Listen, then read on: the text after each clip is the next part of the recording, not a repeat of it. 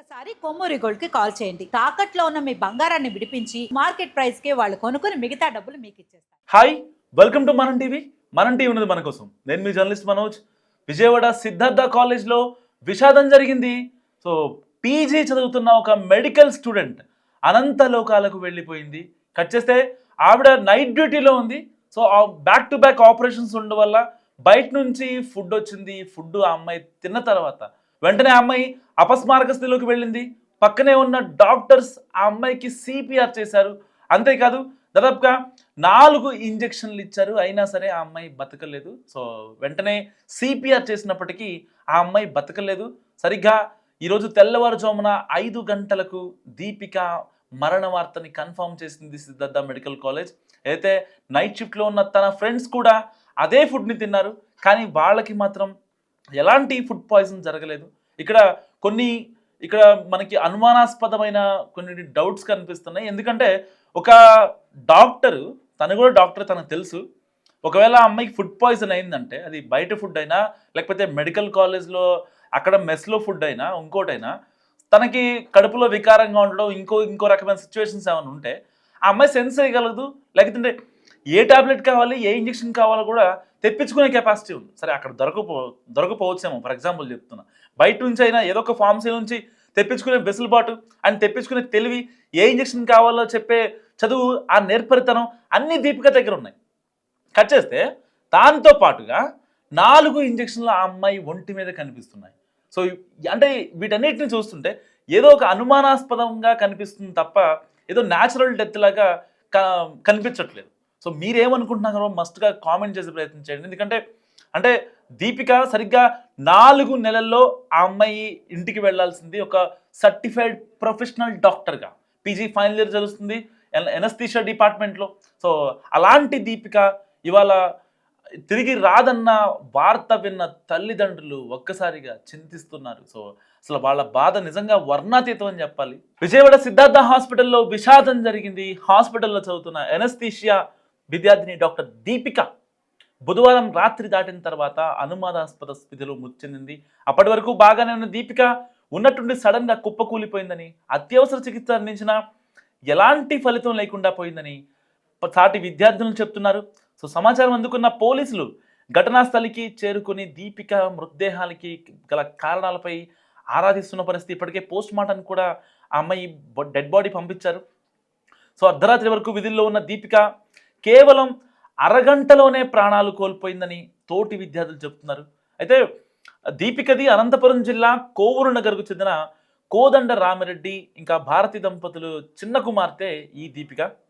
Tirupati Venkateswara medical కాలేజ్లో MBBS పూర్తి చేసి ప్రస్తుతం విజయవాడ సిద్ధార్థ మెడికల్ కాలేజ్లో పీజీ ఎనస్థీషియా చివరి ఏడాది చదువుతోంది. ఇంకో 4 నెలల్లో పీజీ పూర్తి చేసుకొని ఇంటికి వస్తుందన్న కుమార్తె తిరిగి రాని లోకాలకు వెళ్ళిపోవడంతో తల్లిదండ్రులు కన్నీరు మున్నీరుగా విలపిస్తున్నారు. అసలు ఒక రకంగా ఆ అమ్మాయిని బలి తీసుకున్న బుధవారం తెల్లవారుజామున ఏం జరిగింది? ఆ అమ్మాయి 10కి సిద్ధార్థ మెడికల్ కాలేజ్లో లాగిన్ అయింది తన విధులు నిర్వర్తించడానికి. అండ్ పొద్దున్నే 6 నుంచి 6:30 మధ్యలో ఆ అమ్మాయి వెళ్ళిపోవాలి. సో సరిగ్గా ఆ అమ్మాయి 10కి అయితే ఆ ఆపరేషన్ చూసుకొని తర్వాత 11కి ఫుడ్ తిన్న తర్వాత మళ్ళీ బ్యాక్ టు బ్యాక్ ఆ అమ్మాయికి ఇంకొక ఆపరేషన్ ఉండడంతో వాళ్ళకి మందులు, ఆ యొక్క ఆపరేషన్ థియేటర్ నుంచి బయటికి రావడం ఇదే సరిపోయింది. సో దాని తర్వాత ఎప్పుడైతే ఆ అమ్మాయికి కడుపులో వికారంగా అనిపిస్తుందో తోటి విద్యార్థులు ఎవరైతే ఉంటారో సేమ్ ఆ అమ్మాయి డిపార్ట్మెంట్ సంబంధించిన వాళ్ళకి చెప్పింది ఇలా నాకు హెల్త్ బాగాలేదని చెప్పి. దాని తర్వాత ఆ అమ్మాయికి ఇంకాస్త కడుపులో సెన్సేషన్ పెరిగిపోవడంతో వీళ్ళు కొన్ని ఇంజెక్షన్స్ ఇచ్చారు. సో ఆ ఇంజెక్షన్ ఏంటనేది కూడా వాళ్ళు విచారణలో చెప్పాల్సి ఉంది. అండ్ దాని తర్వాత ఎప్పుడైతే ఇంజెక్షన్స్ ఇచ్చి ఇంకా అమ్మాయి బయటికి రాకపోవడంతో అదేంటి ఇంతసేపు అయినా అమ్మాయి బయటికి రావట్లేదు, ఆపరేషన్ థియేటర్ నుంచి ఎందుకు రావట్లేదు అని చెప్పి అబ్జర్వ్ చేసిన వాళ్ళ ఫ్రెండ్స్ ఎవరైతే ఉన్నారో వాళ్ళు వెళ్ళి ఒక్కసారిగా చూడగానే లేదు ఈ అమ్మాయి చనిపోయి ఉంది. సో వెంటనే వాళ్ళు కంగారు పడ్డ వాళ్ళ ఫ్రెండ్స్, సో వాళ్ళ డ్యూటీలో ఉన్న ఎవరైతే హయ్యర్ అఫీషియల్స్ ఉంటారో వాళ్ళందరికీ చెప్పారు అసలు ఏం జరిగింది ఏంటని. చెప్పిన తర్వాత సో ఇట్లా సిపిఆర్ చేసాము, సో 4 ఇంజెక్షన్స్ ఇచ్చాము, కడుపులో వికారం అని చెప్పింది. ఆ ఫుడ్ తిన్న తర్వాత ఇలా ఫుడ్ పాయిజన్ అని అనుకున్నాం మేము. నార్మల్గా స్టార్టింగ్ ఒక ఇంజెక్షన్ ఇచ్చాము, తర్వాత ఇంకా పెయిన్ వస్తుందంటే వికారంగా ఉందంటే ఇంకొక ఇంజెక్షన్ ఇచ్చాము, సో మళ్ళీ ఇంకోటి ఇచ్చాము, అలా 4 ఇంజెక్షన్లు ఇచ్చారట. అసలు 4 ఇంజెక్షన్లు దేనికి ఇచ్చారు? ఆ అమ్మాయికి తెలిసే ఇచ్చారా, ఆ అమ్మాయికి తెలియకుండా ఇచ్చారా? ఒకవేళ ఫుడ్ పాయిజన్ జరిగిన తర్వాత అయితే అమ్మాయి 11కి ఫుడ్ తింది, 11కి ఫుడ్ తిన్న తర్వాత సరిగ్గా ఎప్పుడైతే వికారం ఇంకా ఎక్కువ అయినప్పుడు ఇచ్చారా? అవి సిపిఆర్ ఎప్పుడు చేశారు? అసలు ఆ 1.5 అవర్లో ఏం జరిగింది? ఏదైతే సివియర్గా ఉన్న టైంలో ఏం జరిగింది? ఆ 4 ఇంజెక్షన్స్ ఏ టైంలో ఇచ్చారు? సిపిఆర్ ఎప్పుడు చేశారన్న ఇప్పుడు ఆ విషయాలు ఏవైతే ఉన్నాయో ఇప్పుడు పోలీసులకి ఒక రకంగా సవాల్గా మారాయని చెప్పొచ్చు. అండ్ అందరూ డాక్టర్లే. ఒక రకంగా అమ్మాయికి నిజంగా ఫుడ్ పాయిజన్ అయితే ఏ ఇంజెక్షన్స్ తీసుకోవాలో, ఎలాంటి మెడిసిన్స్ వాడాలో ఆ అమ్మాయికి తెలీదా? ఆ అమ్మాయి పీజీ ఫైనల్ ఇయర్ చదువుతుంది. ఒక ఫుడ్ పాయిజన్ జరిగిన పేషెంట్కి సిపిఆర్ ఎందుకు చేస్తారు? సిపిఆర్ చేయాల్సిన అవసరం వచ్చింది? ఆ అమ్మాయికి ఏమన్నా గుండెపోటు వచ్చిందా? గుండెపోటు కాదు కదా. ఆ అమ్మాయికి తిన్న ఫుడ్ అరగలేదు, సంథింగ్ సమ్వాట్ జరిగిందని చెప్తున్నారు. ఇప్పుడు ప్రాథమికంగా నిర్ధారిస్తున్నారు పోలీసులు. సరే ఆ ఫుడ్ తిందే బాగాలేదు అనుకుందాం. అసలు ఆ 4 ఇంజెక్షన్స్ దేనికి ఇచ్చారు? ఏ ఇంజెక్షన్స్ ఇచ్చారు? ఎవరి అనుమతితో ఇచ్చారు?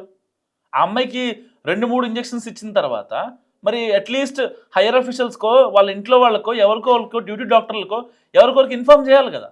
ఎలాంటి ఇన్ఫర్మేషన్ లేకుండా ఆ సాటి ఎవరైతే ఆ అమ్మాయి పక్కన ఉన్న డాక్టర్స్, డ్యూటీ డాక్టర్స్ ఎందుకు అంత నిర్లక్ష్యం వహించారు? ప్రాణం అంటే అంత నిర్లక్ష్యం ఎందుకు వస్తుంది? అంత నిర్లక్ష్యం చూపిస్తే ఎట్లా? మీరు కూడా ఒక డాక్టర్లే కదా. మీ తోటిగా ఆ అమ్మాయి కూడా ఒక డాక్టరే. ఇంకొక 4 నెలలు అయితే ఆ అమ్మాయి ప్రొఫెషనల్ డాక్టర్గా బయటకు వచ్చేస్తుంది. అలాంటి డాక్టర్ని మీరు మీ చేతులారా మీరే చంపేసినట్టు కదా ఒక రకంగా. ఇప్పుడు వాళ్ళ అమ్మ నాన్న ఎప్పటి నుంచో ఆ అమ్మాయిని కంటికి రెప్పలా కాచుకొని, ఆ అమ్మాయి ఒక డాక్టర్ చేస్తానంటే, ప్రాణాలు పోస్తానంటే ఆ అమ్మాయి వాళ్ళు ఎన్ని బాధలు పడ్డారు ఆ అమ్మాయి డాక్టర్ చేయించడానికి. వాళ్ళ బాధలు మీకేమైనా తెలుసా? కేవలం ఆ అమ్మాయికి ఫుడ్ పాయిజన్ అనేది వీళ్ళు కన్ఫర్మ్ చేస్తారంట. ఎలాంటి టెస్టులు చేయకుండా ఫుడ్ తింది, పెయిన్ వస్తుంది కాబట్టి ఫుడ్ పాయిజన్ అని వీళ్ళు కన్ఫర్మ్ చేస్తారంట. హాస్పిటల్లోనే ఉన్నారు కదా. కనీసం అమ్మాయికి ఏమైంది ఏంటి? మరి ఒక 6 అవర్స్ 4 అవర్స్ నుంచి ఆ అమ్మాయి బయటకు రావట్లేదంటే అట్లీస్ట్ లోపలికి వెళ్ళే ప్రయత్నం ఎందుకు చేయలేదు? అట్లీస్ట్ మీ వల్ల కాదు, కనీసం ఆ కాంపౌండర్కో లేకపోతే డ్యూటీలో ఉండే ఎవరైతే హయ్యర్ అఫీషియల్సో ఉంటారు కదా. ప్రతి ఆఫీస్ అయినా లేకపోతే ప్రతి హాస్పిటల్గా దాదాపుగా ఉంటారు. హయ్యర్ ఆఫీసర్స్ ఎందుకు ఉంటారు?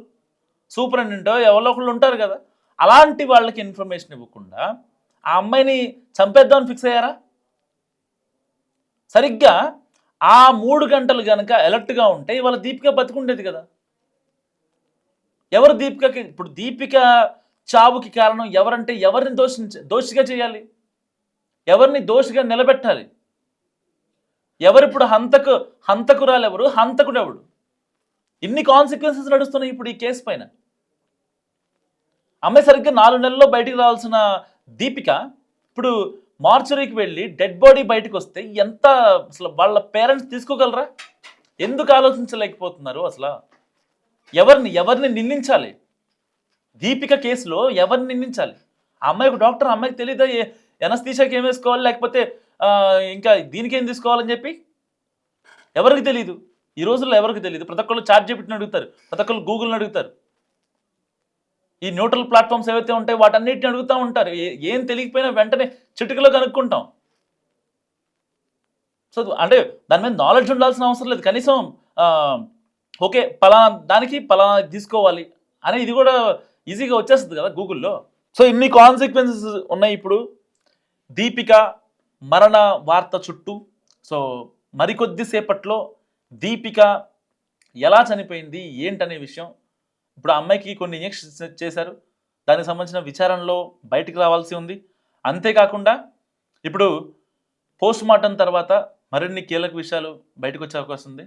సో దీపిక మరణ వార్త గురించి మీరేమనుకుంటున్నారో మస్ట్గా కామెంట్ చేయండి. అండ్ దీపిక ఎలా చనిపోయింది చెప్పిందంతా విన్నారు కదా. సో ఎలా చనిపోయిందో కూడా మస్ట్గా కామెంట్ చేసే ప్రయత్నం చేయండి. చూస్తూనే ఉండండి మనం టీవీ.